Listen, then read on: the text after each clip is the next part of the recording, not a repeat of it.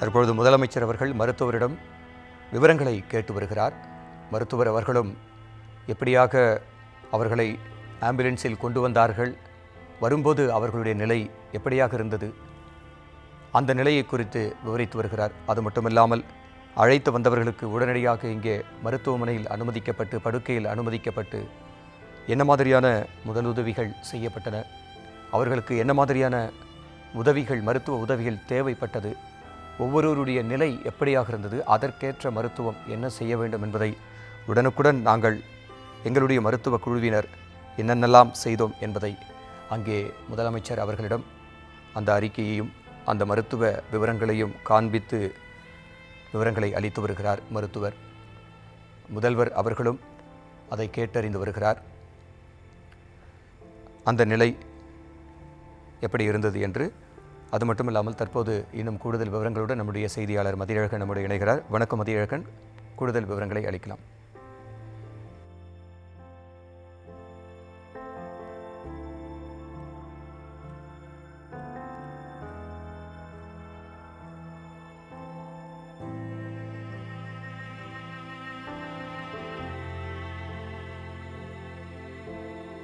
கேட்டறிந்தார்.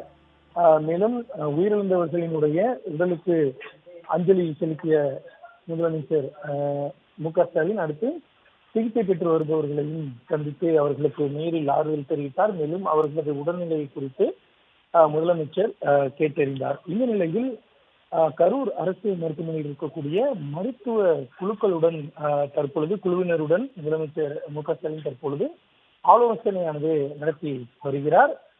கரூர் அரசு மருத்துவமனையில் மட்டும் என்ன சூழல் நிலவுகிறது, காயம் அடைந்தவர்களுக்கு என்ன மாதிரியான சிகிச்சைகள் வழங்கப்பட்டு வருகின்றன, அவர்களது உடல்நிலை தற்பொழுது எப்படி இருக்கிறது, மேலும் 39 பேர் உயிரிழந்திருக்கக்கூடிய நிலையில் 35 பேரினுடைய உடல்கள் அடையாளம் காணப்பட்டிருக்கின்றன.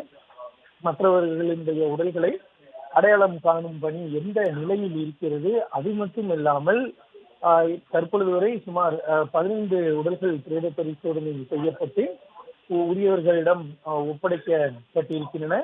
மீதமுள்ள உடல்கள் எப்பொழுது பிரேத பரிசோதனை செய்து முடிக்கப்படும், அவரது உடல்கள் எப்பொழுது உறவினர்களிடம் ஒப்படைக்கப்படும், மேலும் அனைவரையினுடைய உடலையும் கொண்டு செல்வதற்கான ஆம்புலன்ஸ் ஏற்பாடுகள் எந்த நிலையில் இருக்கிறது, ஏனென்றால் ஏற்கனவே 30 ஆம்புலன்ஸ்கள் தயார் நிலையில் இருப்பதாக நாம் பதிவு செய்திருந்தோம். இந்நிலையில் கூடுதலான ஆம்புலன்ஸ்கள் அங்கு வரவழைக்கப்பட்டன. எனவே அந்த உடல்களை கொண்டு செல்வதற்கான ஏற்பாடுகள் எப்படி செய்யப்பட்டு இருக்கின்றன, சிகிச்சை அளிப்பதற்கு தேவையான வசதிகள் எந்த அளவிற்கு இருக்கிறது, தற்பொழுதைய சூழல் என்ன என்பது தொடர்பான முழுமையான ஒரு ஆலோசனை கூட்டத்தை முதலமைச்சர் மு.க. ஸ்டாலின் தற்பொழுது நடத்தி வருகிறார்.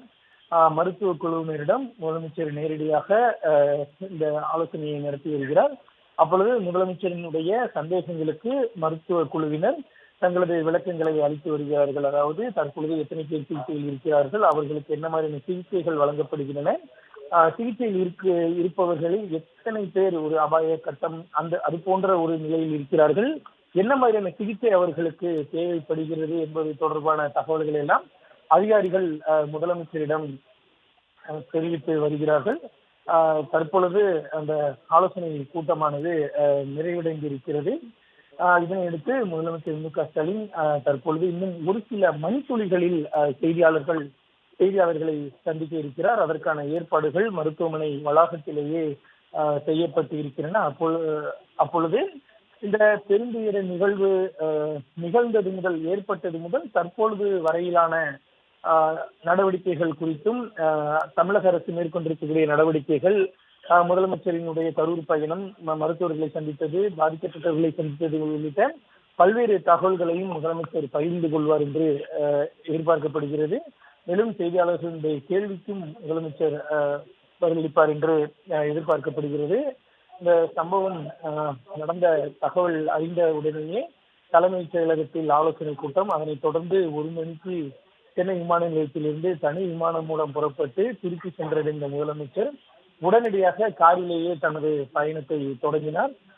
1 மணி நேர பயணத்திற்கு பிறகு கரூர் சென்றடைந்த முதலமைச்சர் பிணவரையில் வைக்கப்பட்டிருந்த உடல்களுக்கு மலர் வளையம் வைத்து அஞ்சலி செலுத்தி உறவினர்களுக்கு தனது இரங்கலை தெரிவித்து அவர்களுக்கு ஆறுதலும் தெரிவித்த பின்னர் சிகிச்சை பெற்று வருபவர்களுக்கும் அவர்களின் உடல்நிலை குறித்தும் நேரில் முதலமைச்சர் கேட்டறிந்த நிலையில் தற்பொழுது மருத்துவர்களுடன் ஒரு ஆலோசனை கூட்டத்தையும் நடத்தியிருந்தார்.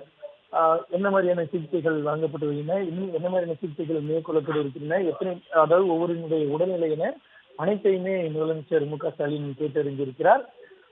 முதலமைச்சர் மு.க.ஸ்டாலின் தமிழ்நாடு சுகாதாரத்துறை அமைச்சர் மற்றும் மூத்த அமைச்சர்கள், கரூர் மாவட்டத்தைச் சேர்ந்த எம்எல்ஏக்கள் மற்றும் எம்பிக்கள் உடன் இருக்கிறார்கள். மருத்துவர்களுடனான ஆலோசனையை முடித்துக் கொண்ட பின்னர் முதலமைச்சரினுடைய செய்தியாளர்கள் சந்திப்புக்கும் ஏற்பாடானது செய்யப்பட்டு இருக்கிறது. கரூரில் இந்த நிகழ்வு நிகழ்ந்திருக்கக்கூடிய நிலையில் உடனடியாக மருத்துவ சிகிச்சை என்பது மிக அதிக அளவில் தேவைப்படக்கூடிய நிலையில் அதற்கான ஏற்பாடுகள், அதற்கான சிகிச்சைகள் என்பது எந்தவித தொய்வுமின்றி நடைபெற வேண்டும் என்பதை கருத்தில் கொண்டுதான் 20 மருத்துவ குழுக்கள் அண்டை மாவட்டங்களிலிருந்து உடனடியாக கரூருக்கு அனுப்பி வைக்கப்பட்டன. திருச்சி, மதுரை உள்ளிட்ட பல்வேறு மாவட்டங்களில் இருந்து 20 மருத்துவ குழுக்கள் அனுப்பப்பட்டு பணிகள் அனைத்துமே முடுக்கிவிடப்பட்டு இருக்கின்றன. இந்த நிலையில்தான் அந்த பிரேத பரிசோதனையும் இந்த விரைவாக நடைபெற்று உடல்கள் ஒப்படைக்கக்கூடிய ஒரு பணியுமானது தற்பொழுது நடைபெற்று வருகிறது. அதே போல சிகிச்சை பெற்று வருபவர்களுக்கான அந்த சிகிச்சையும் துரிதப்படுத்த வேண்டிய ஒரு சூழல் ஏற்பட்டுதான் அது தொடர்பான ஆலோசனையிலும் முதலமைச்சர் மு.க.ஸ்டாலின் ஈடுபட்ட நிலையில் இன்னும் ஒரு சில நிமிடங்களில் முதலமைச்சர் மு.க.ஸ்டாலின் செய்தியாளர்களை சந்திக்க இருக்கிறார்.